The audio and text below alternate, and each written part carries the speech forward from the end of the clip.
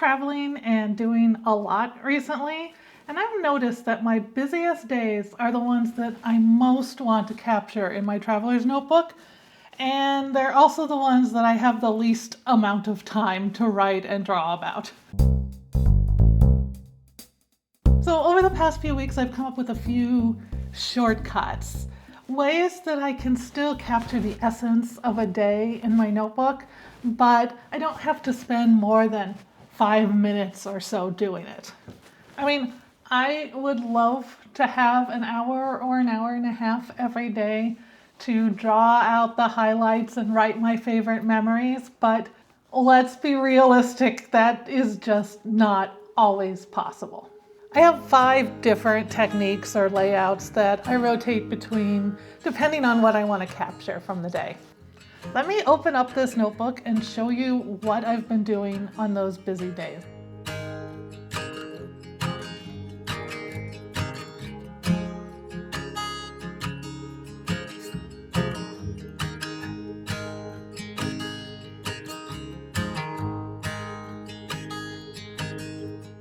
One of my favorite quick ways of noting down what happened in a day is to simply make a bulleted list. And you can see that here. I actually put 3 days on one page, and I just did a quick bulleted list for each day.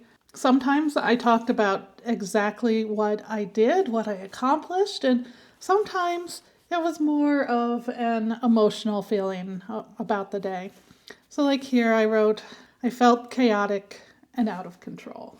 Just reading these notes right now really capture the feeling and the busyness and the chaos of those days getting ready for my trip.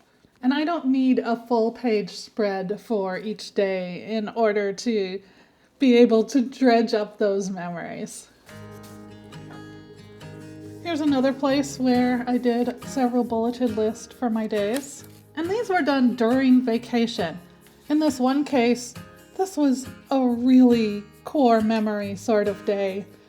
So in addition to my bullet of what we did, I just wrote a small emotional paragraph about what happened.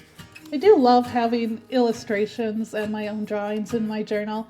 So a second way that I can do a quick day rundown is to just do one quick sketch and a caption for it. So here on September 29th, I drew my coffee cup and I wrote a caption that encompasses my day and links back to the picture.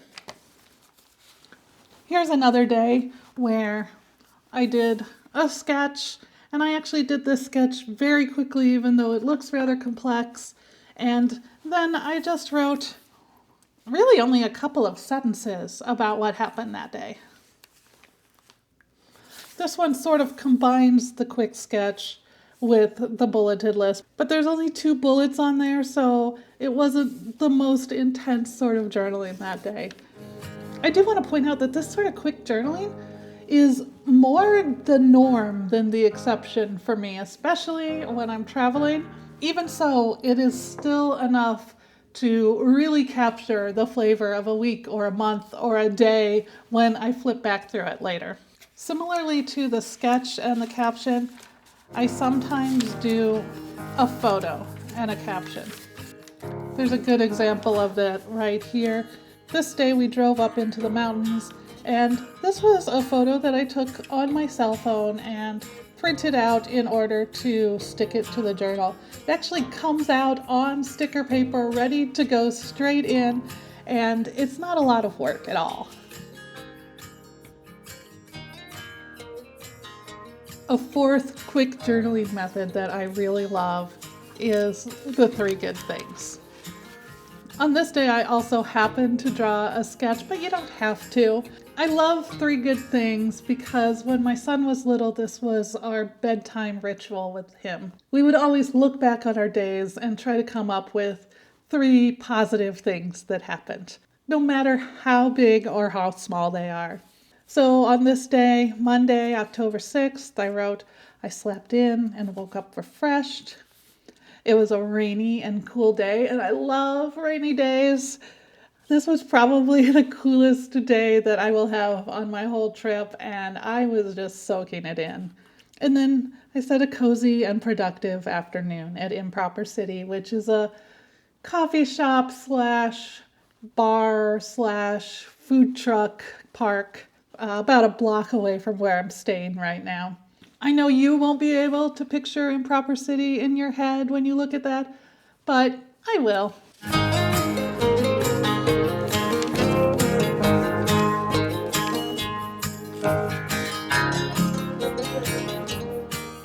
There's another day where I did the good things. I finally got to try cream cheese pizza.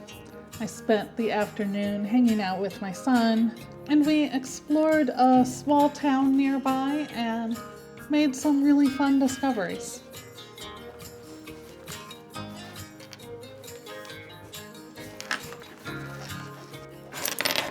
I'm going to close up the book now, but I do have one more tip for when you have a really busy day.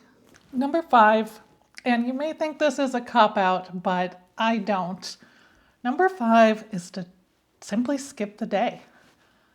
I took a watercolor class once where I asked the teacher about sketching from a photo, using it to define the sketch area and just looking at that instead of the world in front of you. And she said, I don't like doing that because it just dies for me when I look at a picture instead of the real thing. All of the light and motion goes out of the scene, and I don't find it as fun to paint. I've thought about that a lot in terms of journaling because I really dislike going back, especially 2 or 3 days later, and trying to reconstruct my life from the past week just because I want to have it documented in my journal. So I'm giving you and myself permission to just not document every once in a while. It is perfectly okay to skip a day. Those memories from that day will not go away just because they're not documented in your journal. It is not like they didn't happen if you don't write about it or sketch about it. So if you're not feeling it, just give yourself a break.